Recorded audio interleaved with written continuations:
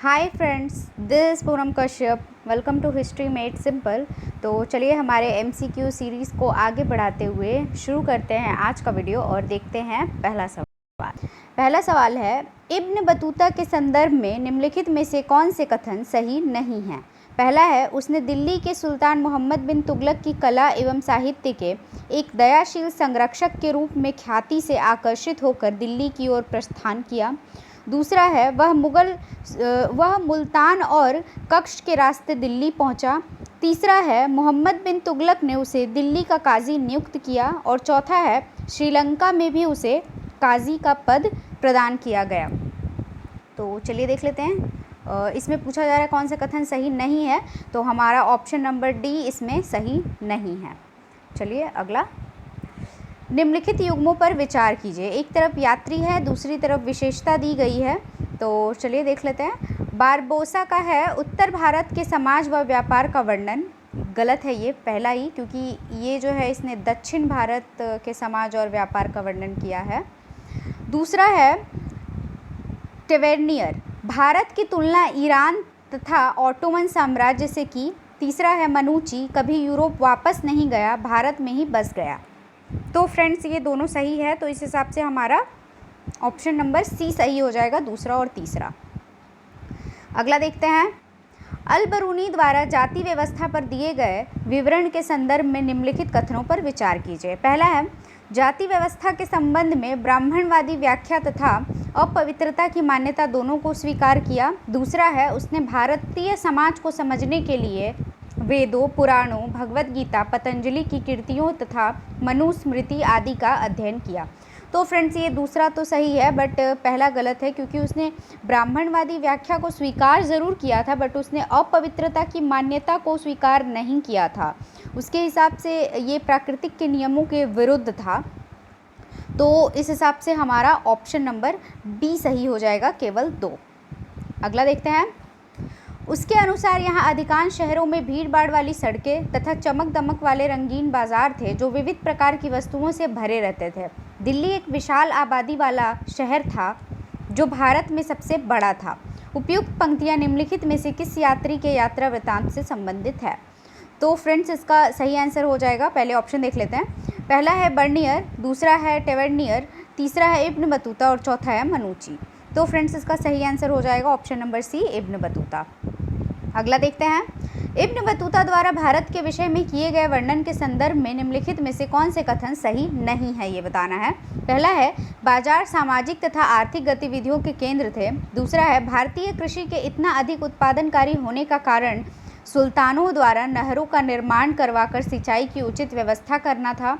तीसरा है, भारतीय माल की मध्य एशिया तथा दक्षिण पूर्वी एशिया में मांग थी।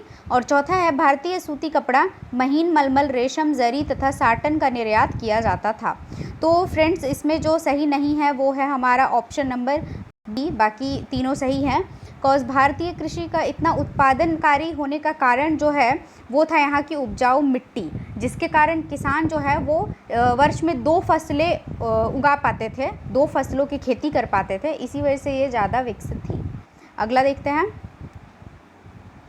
निम्नलिखित में से किस यात्री ने सती बालिका का मार्मिक विवरण प्रस्तुत किया था।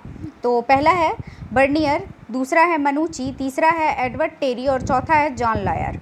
तो फ्रेंड्स इसका सही आंसर हो जाएगा बर्नियर। अगला है, इब्न बतूता तथा विभिन्न यात्रियों द्वारा वर्णित महिलाओं की स्थिति के संदर्भ में निम्नलिखित कथनों पर विचार कीजिए। पहला है, दासियों को गुप्तचर व्यवस्था से जोड़ा गया था।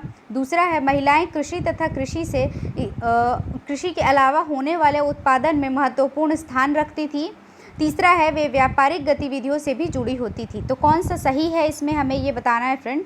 तो ये तीनों ही सही है, तो इस हिसाब से हमारा कूट का ऑप्शन नंबर डी सही हो जाएगा। अगला देखते हैं, सूची 1 को सूची 2 से मिलाना है, तो चलिए अरेंज कर लेते हैं इसे। बादशाह नामा का हो जाएगा फ्रेंड्स अब्दुल हामिद लाहौरी, नंबर 4। उसके बाद हुमायूं नामा का हो जाएगा गुलबदन बेगम। तीसरा है चार चमन का हो जाएगा फ्रेंड्स चंद्रभान। और चौथा का है मुंतखाब उत तवारीख का हो जाएगा अब्दुल कादिर बदायूनी। ये सही मिलान है, तो इस हिसाब से हमारा कूट का ऑप्शन नंबर बी सही हो जाएगा।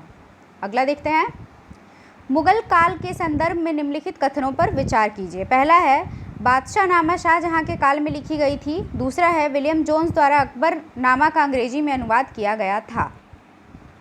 तो फ्रेंड्स इसमें जो है ये पहला सही है, तो इसलिए हमारा कूट का ऑप्शन नंबर ए सही हो जाएगा, मतलब केवल एक। और इसमें जो है मैं बता दूं आप लोगों को, विलियम जोन्स ने जो है वो एशियाटिक सोसाइटी ऑफ बंगाल की स्थापना की थी 1784 में। 1784 अकबरनामा का अंग्रेजी में अनुवाद जिसने किया था उसका नाम है Henry Beveridge. Henry Beveridge, hope आप लोगों को दिखाई दे रहा होगा। चलिए आगे बढ़ते हैं। आलमगीर नामा नामक ग्रंथ का संकलन निम्नलिखित में से किसके द्वारा किया गया है? ऑप्शन नंबर पहला है गुलबदन बेगम, दूसरा है मोहम्मद काजिम, तीसरा है जहांगीर और चौथा है अब्दुल कादिर बदायूनी। तो फ्रेंड्स इसका सही आंसर हो जाएगा option number B, Mohammad Kazim. अगला देखते हैं, निम्नलिखित युग्मों पर विचार कीजिए। एक तरफ इतिहासकार है, दूसरी तरफ उनकी कृति दी हुई है। तो चलिए देख लेते हैं।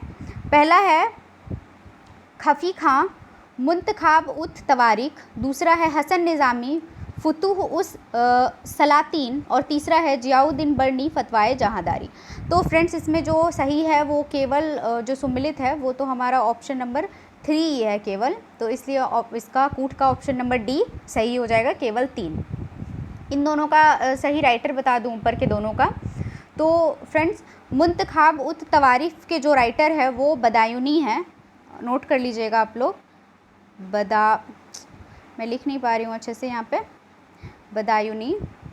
और फुतूह उस सलातीन के है जो राइटर वो है इसामी।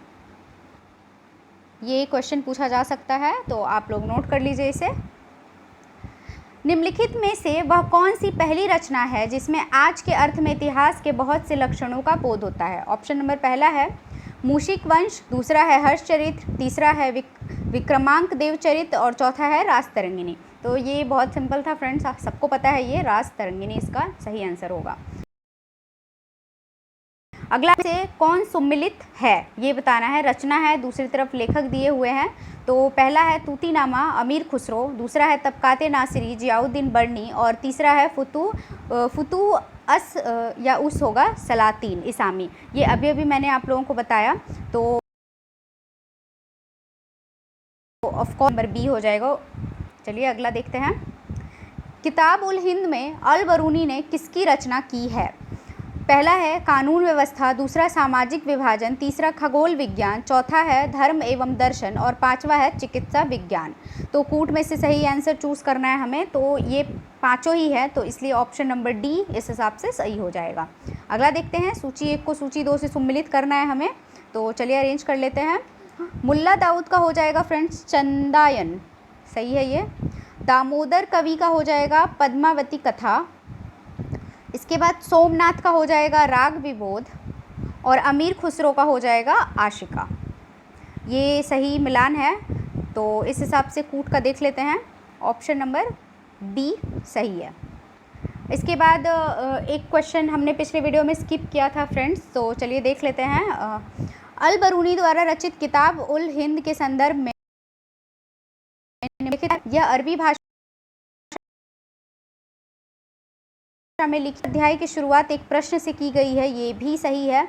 तीसरा है इसमें अल बरूनी ने खगोल तथा मापतंत्र विज्ञान संबंधी विस्तृत जानकारी भी प्रदान की है, ये भी सही है। तो इस हिसाब से ऑप्शन नंबर डी कूट का सही हो जाएगा, पहला, दूसरा, तीसरा।